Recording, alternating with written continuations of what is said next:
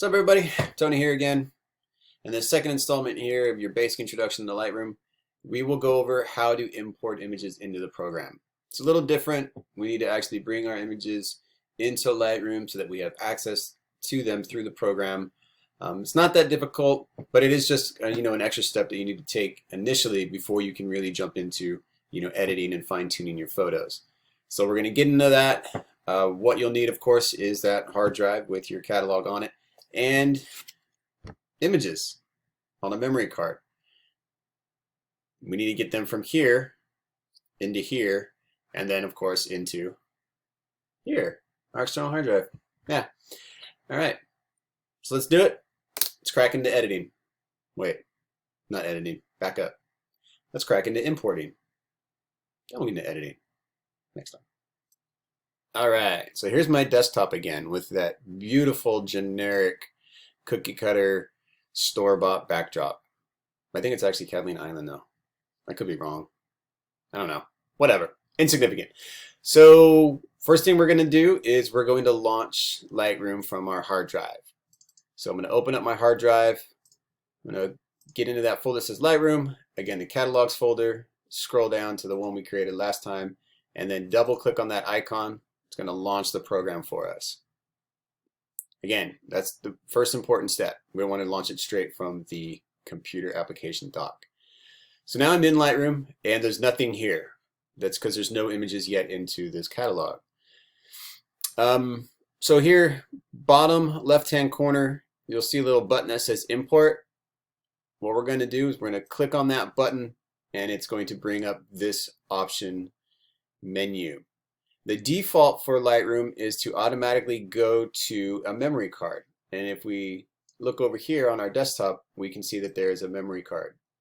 This is what is in our camera. This is where our images are stored while we shoot. And then so we're going to take them from here and bring them into the Lightroom. When you have your memory card selected, it's going to show you all the options that are available to you. Now you can import from anywhere. You can import from your computer's hard drive. You can import from the desktop. But you can, this is the Lightroom hard drive, but this is where I shot my images for this particular assignment. And so then I'm going to take them from the memory card and bring them into Lightroom. First thing here in the center, we notice in the top middle that we have a few options. We add, move, copy, or copy as DNG. The add option is if I already copied these images to my hard drive and I just wanted Lightroom to be aware of them, I could just add them. If I wanted to move them from one location into Lightroom, then I would use the move option. Copy is, Lightroom is making an actual digital copy of your images, your files, in whichever format they are at. And then copy as DNG, what that is the program is copying your camera raw file from the proprietary format into the digital negative, the universal format. We see these have a .nef file. That's the Nikon proprietary camera raw. Canon has a CR2. Pentax has something different. Sony has something different. So whenever I bring in my images to Lightroom, personally, I always copy them as DNG. And this is because I use all camera formats, and so I want everything to be unison. So I'm going to copy my photos as DNG. And the program, Lightroom itself, will copy the file and then it'll add on the DNG extension. When Lightroom is copying photos, it's copying whatever we have selected with a check mark. So this is all one photo shoot, so this is relatively easy. But say I didn't want to include an image, I would unclick that check mark and then you see the image goes grayed out. So those images would not be included in the import. Now, I always include everything and then I'll edit after the fact. But let's say you had multiple shoots on one and you were working with multiple catalogs, or you just wanted to work on one project at a time. You would only select the images that you wanted to import. And again, the images that have the check mark are the ones that are being imported. To show you how to do that manually, you can come down to the center and hit the uncheck all button, and you see now all of the images went grayed out. And if you just wanted to import a selection, what you could do is click on the first one, hold down the Shift key on a Mac, click the last image you want to import, and then hit that check mark. Now again, the only ones that are going to be imported are the ones that have the check mark. Now of course I want to import all of them, so I'm going to go ahead and hit that check all. Off to the right hand side, now we're getting into the actual nitty-gritty bits of importing images into Lightroom. First and foremost, let's look at this top right hand corner. This is showing us where our images are going. So in the upper left, it shows us where our images are coming from, how we are copying them, and then now where we are putting them. And if you remember from the last video about catalog, the default for Lightroom is always going to be our pictures folder on a Macintosh. So Lightroom wants to bring these photos into my computer. Now I don't want them on my computer, I want them on my external hard drive. So if I go ahead and click the to option, I have these other options. I could go to the desktop, again the pictures folder is the default, or other destination. So my other destination is my external hard drive. So I'm going to click other destination. And again, like we saw last time, here's the route it's coming, that Lightroom wants to save these images on the computer. Same scenario as when we made the catalog. We're going to go to the left. We're going to find our hard drive, the one that says Lightroom. We're going to select that. We're going to select our Lightroom folder. And then this time, we're going to select the images folder. So we're separating our images from our catalogs. And we don't have to title this one yet. We will in a second here, but first thing first, set up the route so that it's going to your external hard drive.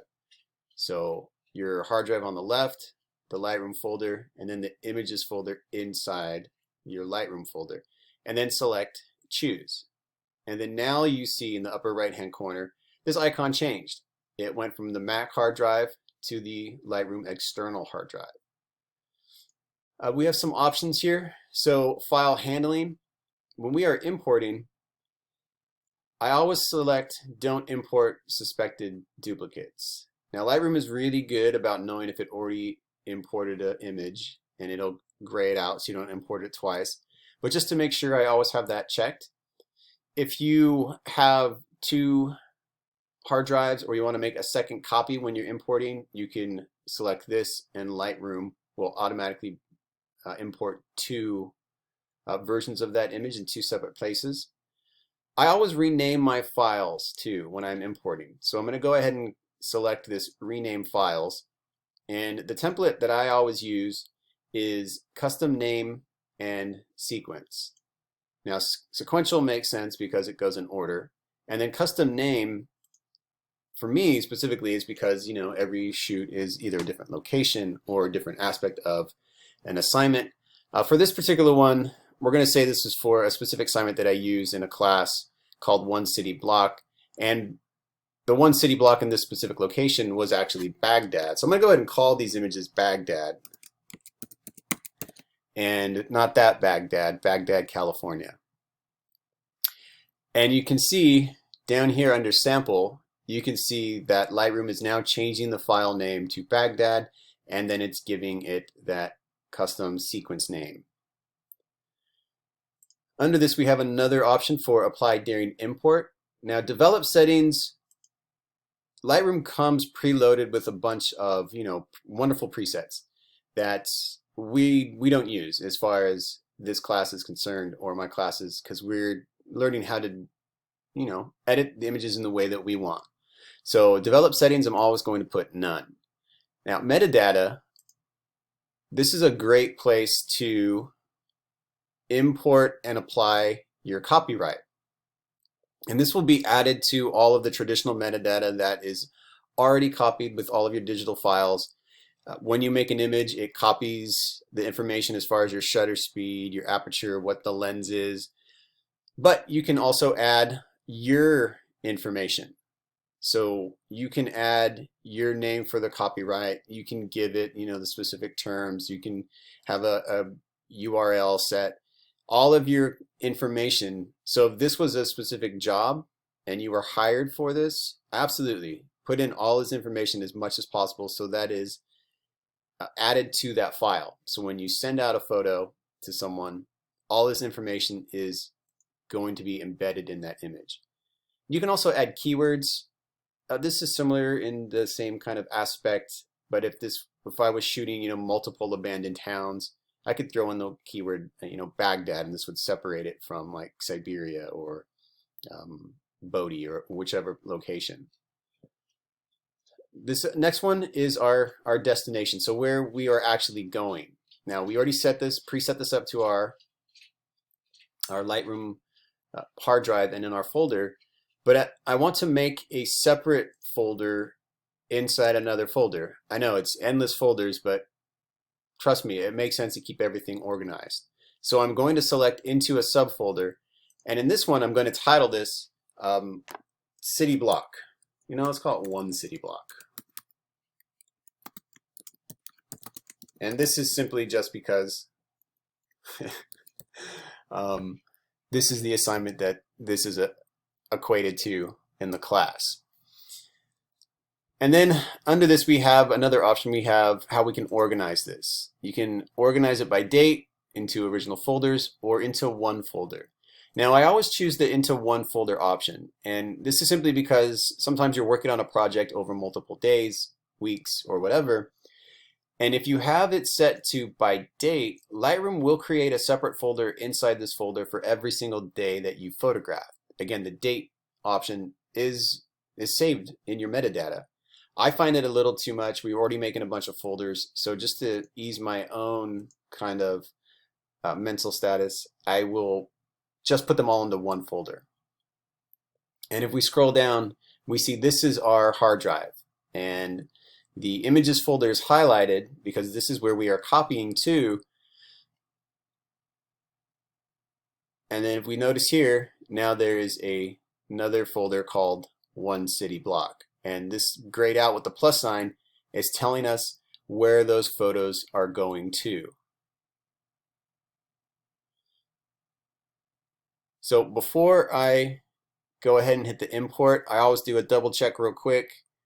Make sure all the images that I want are actually selected. They got the check mark. I'm copying them as DNGs. I'm going to my hard drive. I have the don't import selected duplicates. I renamed them. I don't have any develop settings set. I got my subfolder set. And again, double checking, I'm going to my own specific hard drive. And then after that, when I'm all set, simply just click the import button. And Lightroom is copying the images from the memory card. It's not erasing your memory card. It's copying them and then placing the brand new copy in your external hard drive. And the more that you photograph, the longer this will take, the more you have to move. If you remember read-write speed from your memory card, the faster it can read write, the faster it's going to transfer these images. If it's slower, this may take a little longer. If you're transferring 30 gigs, get yourself a fresh cup of coffee because it will take a little while.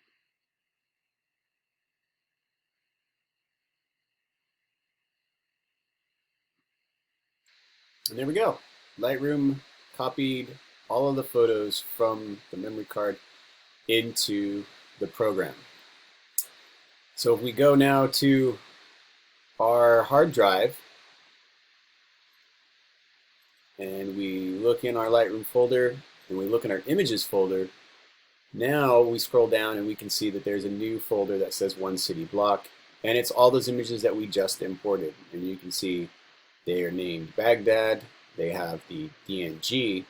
If you notice one more thing here on the desktop, my memory card is gone. And Lightroom, one of the options you have is after it copies for it to eject the media. This is great, but just word of advice, remember, so you don't forget it somewhere like, a computer at school or somewhere else. All right, so there it is, importing images into Lightroom. Again, the real important takeaway on that is making sure So when you're importing to your external hard drive, because Lightroom's very particular about keeping that connectivity with its images and the files. If it's moved, it's not going to be good. So, you know, Lightroom, import. See you next time.